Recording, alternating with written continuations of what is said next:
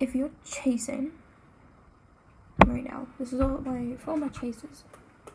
One sec. If you're chasing right now, don't lie to me. Don't lie to yourselves. I'm tired. I don't have the time. Shut up. Don't come at me, but oh no, but I think they like. Shut up. I don't care. Okay? If you are like bargifying after someone, like literally waiting on them, you know, everything that they do, you know what they're about. 70% of your thoughts are about them. Like, if that's what's going, don't be like, oh, actually I'm not 70%, I'm 80%. Yeah, stop. Like, you know better. You know if you're chasing and if you're like doing all of that.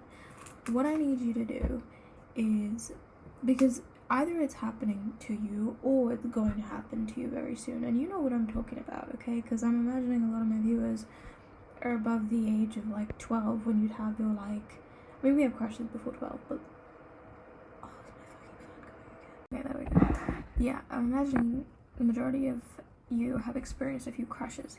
You know what happens? Yeah, we all know the story. You get mad obsessed, you lose your focus on yourself, you end up making a fool of yourself, and most often they don't end up liking you back because you know why? You're a chaotic idiot. I love you, babes, but you're being an idiot.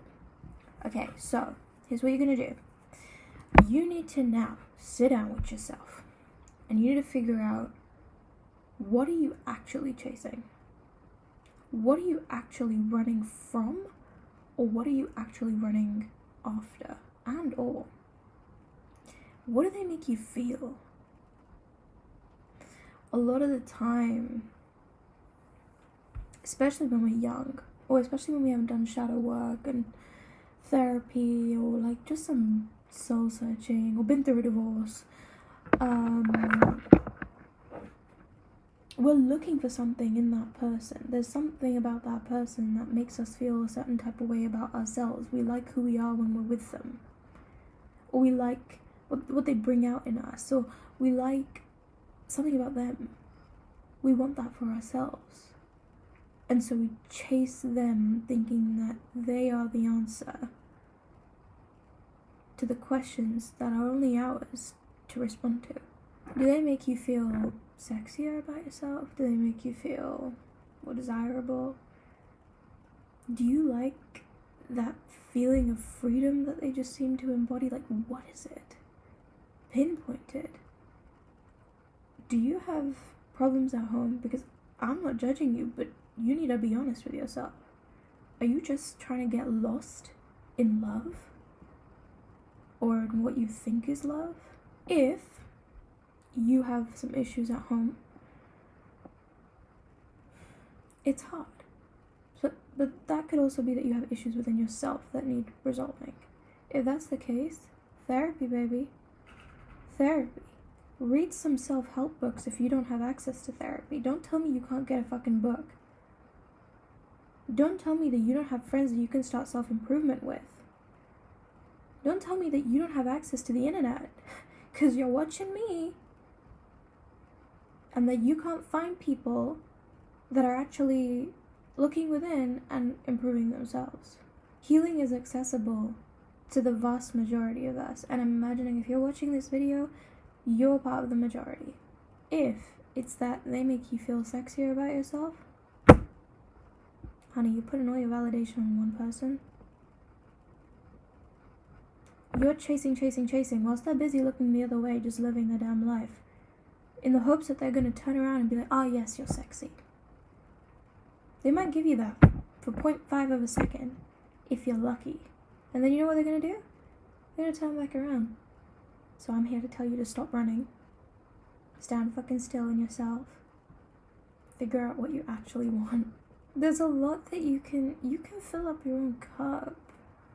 Like, you can. I've said this on my single and happy video, but like, sorry, I'm playing with my charger. It's kind of helping me think right now. You want a sense of adventure. Create that for yourself. I am somewhat overly independent at times, and I'm working on that, But it's actually served me so much in so many ways because I've learned how to be self-sufficient emotionally. I know how to regulate myself.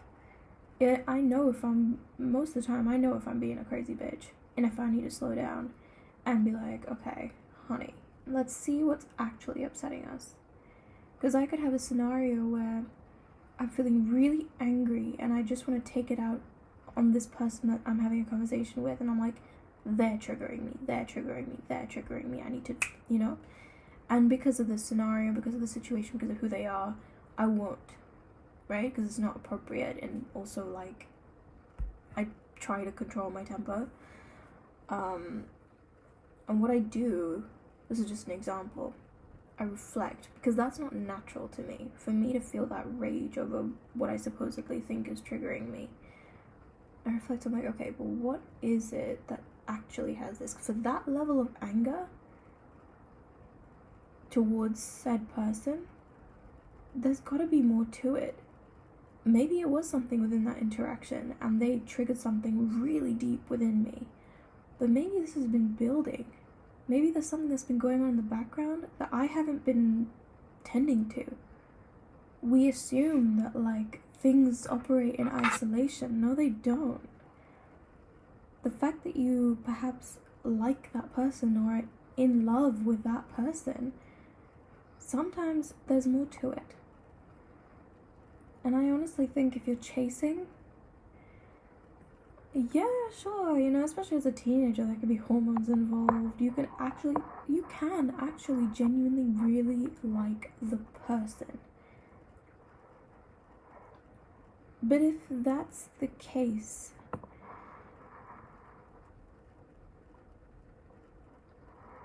you wouldn't be chasing as much as you are.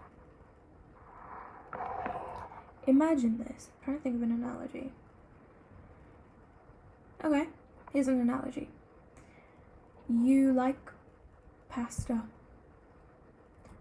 You got pasta in the fridge, or you're gonna have it for dinner, right? You're excited to have it. You enjoy having pasta. You're mad about it. If you could have it every day, you would. But every time you're in a shop, you don't go and buy pasta. Like, that's not all you think of all the time. You wouldn't have it for every meal. Like, you're not that desperate for it. It's your favorite food, but you're not desperate for it. Now think, you haven't eaten in like 10 days. If someone offers you pasta or any food, anything, even if it's garbage, like food that just it's not going to be good, in that state, your ability to think rationally, like, you're going to go mad for whatever it is. That the way that you will pursue that pasta, I'm really sorry for this analogy, but it's just off the top of my head. The way that you pursue that is gonna be very different to the way you would pursue it if you were eating regularly. And like, you knew you could have it, but like, and you enjoy it thoroughly, but you're not acting as if you can't live without it. Maybe that was a really shit example. But what I'm trying to say is like, it's one thing to have a crush on someone because you like them. It's another thing to be obsessed with someone because you are running from something and trying to find peace or an answer within them. They're not going to give that to you. I think, I've seen this in like marriages and stuff, where like people will be, that's so satisfying, it's like a pretzel, where people will like get married, but subconsciously they don't realize they're doing it necessarily, but they're trying to solve something. Like, it could be, maybe they grew up in, I'm giving you an example again off the top of my head, maybe they grew up in a like split household, like where their parents divorced, right, when they were relatively young enough to remember it. They then decided at a very young age I'm not saying divorce in itself is instability or it creates that, but like, let's just say in this case, it created a lot of instability for this child. This child then subconsciously decides that they are, or even consciously decides that a relationship is the way to find security in life. What do? They pursue relationships. They pursue a relationship because they identify a relationship as security, as safety. And so lo and behold, 10, 20 years later, they're married. Why picket fence even? Maybe not. Maybe they're living it up on a boat somewhere. And they're like feeding their kids non-pasteurized shit, whatever. But they're married. Or they're in a relationship. One could think that, oh, they're settled. It's a perfect little happy ending for them. But just because they're in a relationship, it doesn't mean that they're in a happy one. This whole time they were chasing a relationship because that meant security to them, but never did they think about the quality of the relationship. That's a metaphor, but it could also be literal for some people.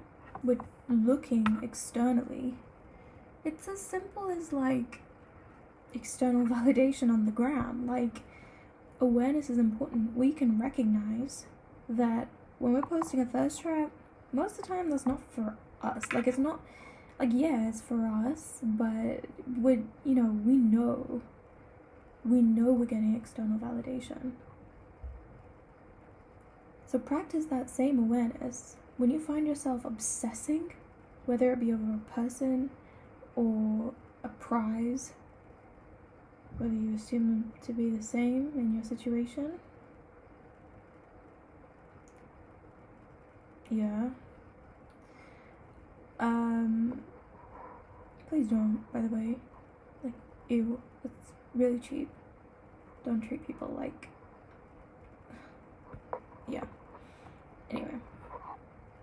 I mean, like, I'm not saying, like, don't treat someone you admire and love as a prize, but I mean, like, as in something to be won, in, like, a really cheap way. You know what I mean? Like, that's weird. Don't do that. It's really fucked up. If you're obsessing over something and you're like, the majority of your thoughts are about it, look, obsession can be a good thing. There can be healthy obsession. If I wasn't obsessed with my goals in the past, I wouldn't have achieved them. But you gotta pick and choose carefully, because that's a lot of energy. And there are a lot of obsessions, there is a lot of energy being put into things, people, situations that are just not worthy of it. Or where you would be better off putting that into yourself and your goals. Oh, I forgot to give my example of recovery. There's therapy and all of that. Say it's a person. So, like, let's say you're chasing after a person. They make you feel sexy, right? How do you feel sexy about yourself? Do you even know? Let me tell you, it's possible. I literally watched a Doja interview today, and she's talking about how she literally wears lingerie around the house when she's at home on her own because she likes to feel sexy all the time. So that's one example. For me, I feel sexiest when I'm like gymming, like every day, nearly every day. When I'm being social, when I'm confident in myself, when I'm achieving my goals. Like, I feel sexy about myself then. What is it for you? Oh, I'll be honest. When I go to a club and I'm dancing, it's great.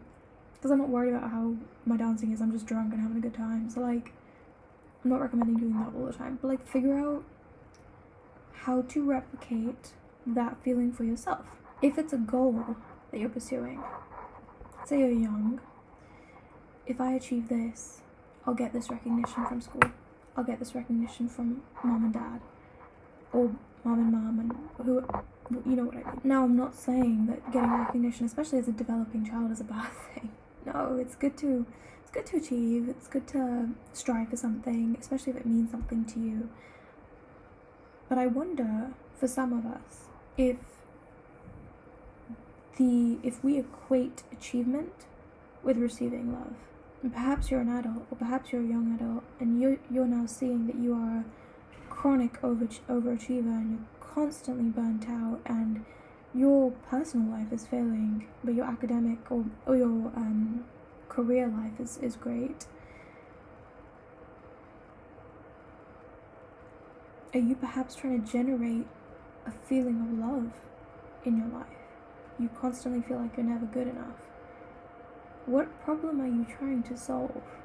Ask yourself. You're old enough, mature enough, you can handle it. Do you only feel worthy when you're achieving stuff? I hope that helps you. None of this is to judge, apart from the prize thing. If you are treating someone as is commodity the word? Like where you just, there's something to be won, like a thing. Ew. You're a real cheap human being. So I would judge that. But stuff like running from our problems, sometimes it creates the most fantastic work out there, but a lot of the time you don't find the catharsis you need. You perhaps can create something wonderfully serviceful to the rest of humanity, but you're left feeling no better than when you first started, because you haven't confronted the thing that's hurting you. You've just regurgitated it in another form. That's how it is. Like, think of it this way.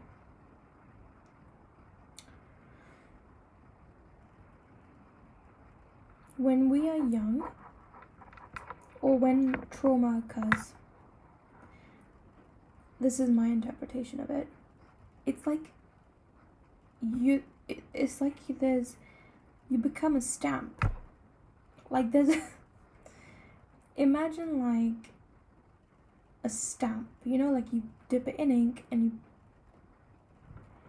so you have like this stamp-like quality about you. You're gonna take that with you and put that stamp on whatever it is that you do, unless you take the time to, a stamp is raised, unless you take the time to get that surface as smooth as it can be again. It won't ever look the same, but that's not the point. It's like an imprint. When something has been done to us, and it's the universe, or you've grown up with something, it becomes this sort of part of us unless we bring awareness to it and we sort of cleanse it or heal it, or maybe re-nurture it. And so unknowingly, if we're not aware of it, unknowingly we go out and we sort of bleed, if you will. We go out and we carry that with us and we recreate it. So you could have somebody that seems successful. They seem to have it all figured out because perhaps materially, you look at them, they drive the best car. We know this. They're overcompensating for that thing that they feel is missing. They're trying to generate that because it's still missing within them. And I applaud the attempt. Don't get me wrong. But there are times where this ends up being incredibly unhealthy. And I think that's something that we can work to avoid. So start now. Start with the small things. Start with the person you're chasing after to love you back. The goal that you are staying up until, forever. You don't sleep because of it. If it's something you really want, great, but ask yourself why, because you need to identify if it's something that's actually going to serve you in the long run. Inevitably, when you're achieving things, there will be sacrifice. When you want something, there will be sacrifice. But you should never be sacrificing yourself. I don't mean elements of yourself. Like, we all lose our marbles when we're like going crazy over a project, right? But if that project means a lot to us, it's worth it in the long run. But I mean your spirit, your soul, you're the thing that makes you, like the je ne sais quoi, like we spend so much time chasing things that we think are going to heal us, make us feel complete, make us feel successful. That doesn't come from the outside. It really doesn't. It comes from within. You take the person that was the fat kid in school, they leave school, they get jacked, they're still struggling to get girls. Why? Because in their head, they're still the fat kid that can't get girls. Obviously, it's an example. But, do you see what I mean? The problem isn't to get, the solution isn't to get jacked. The solution is to heal the belief that you can't get girls. You know what I mean? And what happens is people will get jacked. Like, that's their, whatever equivalent that is in your life. They'll get jacked. And they'll wonder why they're still struggling. And it's like, well, it's because you didn't address the real problem. People will get married. Then they'll be like, why did this fail? Why am I now in the middle of a divorce? Well, it's because you clearly married the wrong person. You married the person that emulated the trauma you endured from a specific parent as you were a child. Like, what did you expect, hon? I say this with the utmost love to everybody. It's natural. It happens. It's subconscious. We don't even realize we're doing it. But subconsciously, we've been so impacted. There is this imprint. And the subconscious is what manifests. So you have to take the time to heal. You have to take the time to be in touch with your subconscious, consciously. And that's what creates change. Embed beliefs that serve you. The whole of life, we're like, we're especially as children, like we're like sponges, and we just absorb whatever is taught to us. This is what love is. This is what safety feels like. This is what ugly looks like. This is what beautiful looks like. This is what success looks like.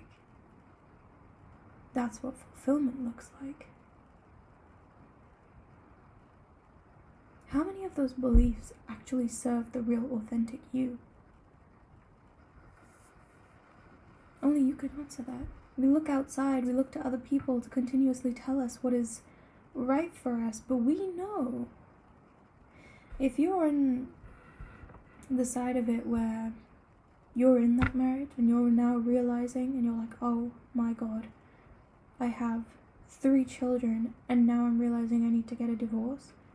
And I went through a divorce as a child, I was the child of divorced parents, and I knew how traumatic it was, and you are now feeling this immense amount of guilt.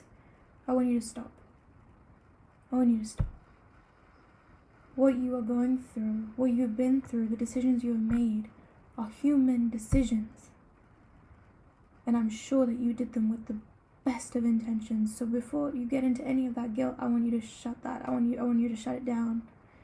If you're in that situation where you are CEO and you are suicidal and now you hate yourself even more, you feel like you're leaving, your income is now drastically going to reduce. What are you going to tell your family? What are you going to tell perhaps your parents who are so happy that you have made it to the top?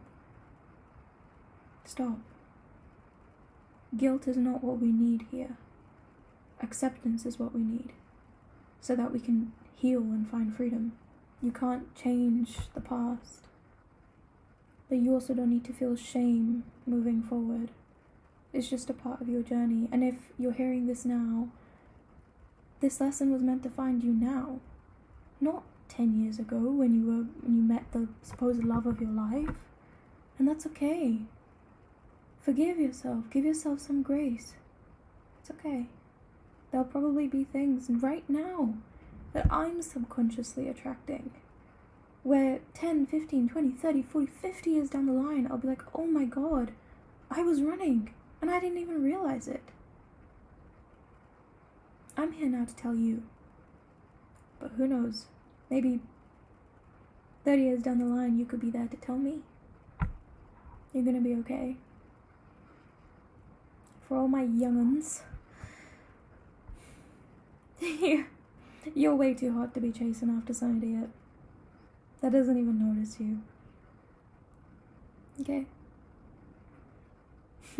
I just wanted to come in because I remembered one thing. It was like a bit of an afterthought. It was to do with, how we don't need guilt. If you're recognizing that you are in a situation where you're just running from something, I just want you to remember that if you're looking at something and you're filled with regret, chances are that you were just doing the best that you could at the time with things, like the tools that you had. That's it. Usually, especially with big decisions in our lives, like, we're just trying our best. No one gives you a handbook, a manual on how to live your life. There are people that have had similar experiences. We can relate to one another. That's part of the joy of being human. And there are some, I guess, universal truths which can be really helpful. Things passed down.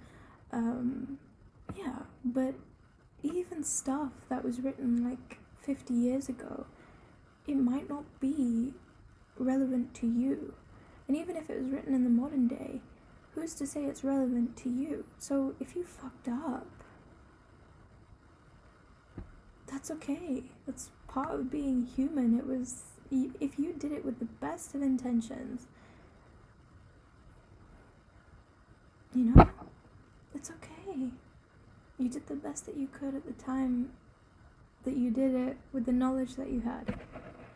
And I think that that's important to remember. I think, honestly, if we look back, I kind of live my life by this. If I look back and I'm not cringing, then I haven't come far enough. I want to be cringing. Not in the present moment, not with what I'm creating now. I mean, it'll happen, don't get me wrong, it'll happen. But if I'm looking back at my stuff, like my life, the choices I've made, the person I've been, the jokes I've cracked at times, like, if I'm not cringing, that means that I'm not making enough progress. So the fact that you're sat here and you're now like, shit, oh my god, I'm in the wrong profession, I'm in the wrong relationship, whatever, it's normal, it's good.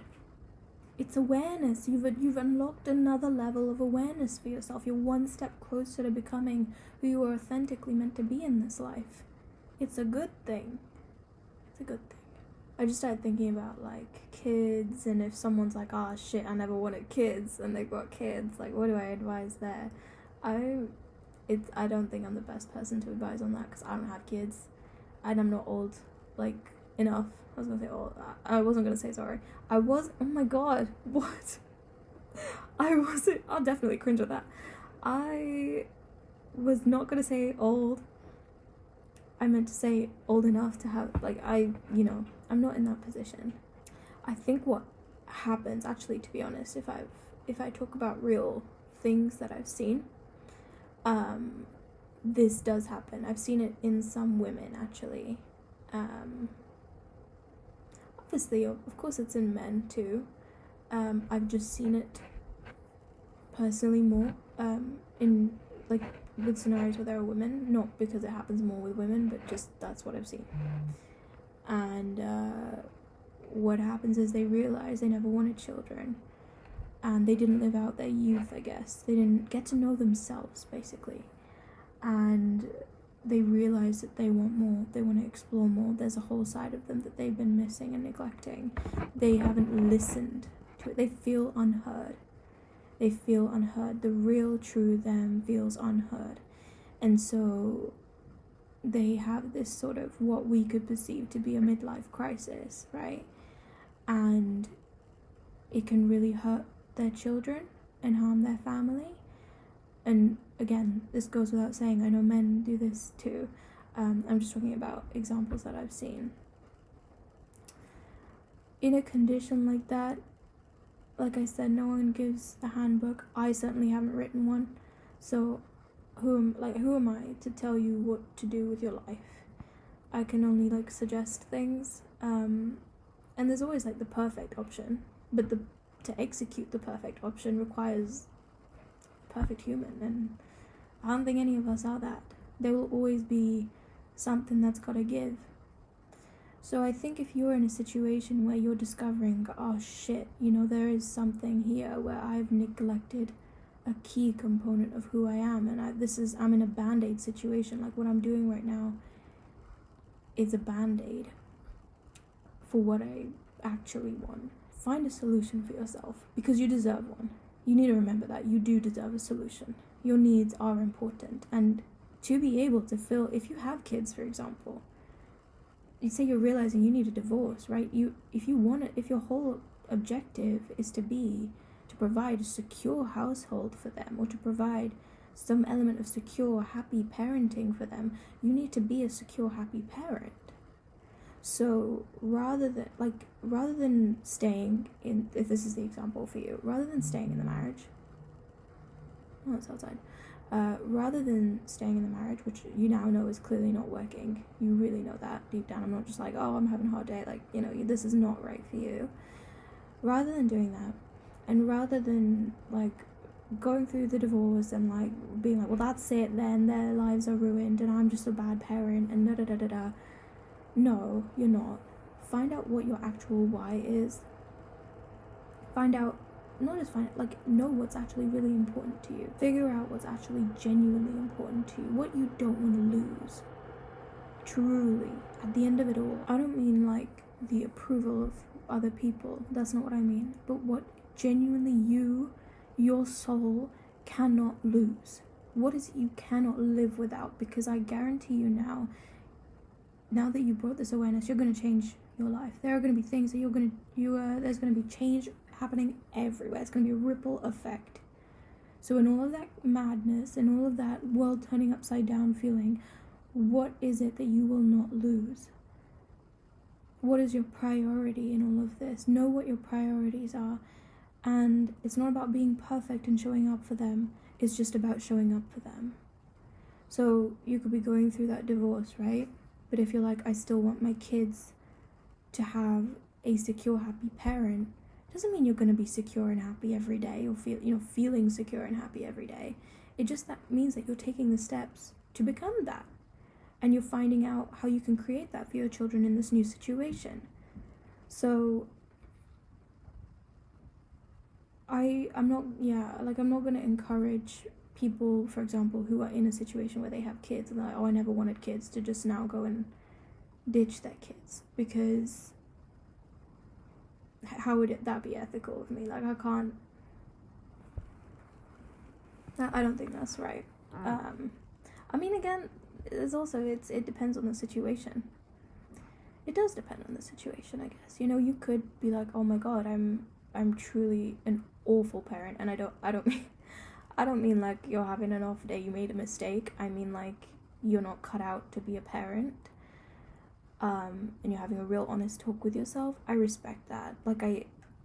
It might hurt the children, but I think if you're doing the most loving thing for them genuinely, and I'm talking extreme situations here where you are perhaps involved with addiction, you have some sort of disorder where you're very unstable and you cannot give them what children need, then I respect your choice to put them somewhere where they're safe, physically, emotionally. I respect that. But if it's the thing of you're healthy enough to raise children and now you just don't feel like it, well, with that, I'm sorry, but I've got to draw the line there. Don't just be like, okay, peace out, I'm done, they're not my responsibility anymore. These are human beings, and you do have a responsibility to at least ensure that they are okay. But yeah, I wanted to just come here and say that if anyone's feeling like beating themselves up about their situation, just remember that you probably just did the best that you could at the time. And if you made a mistake, I mean, what do we do when we make mistakes? We learn from them and we help others to not make the same ones. or if they do, to be able to navigate them better than we did. That's it. Alright, I'm gonna go. I think that's everything I really needed to say. Look at this shit. Look at that. Frazzled. But caught in the rain as well, which did not help. Anyway, take care of yourselves, and I'll see you in the next video.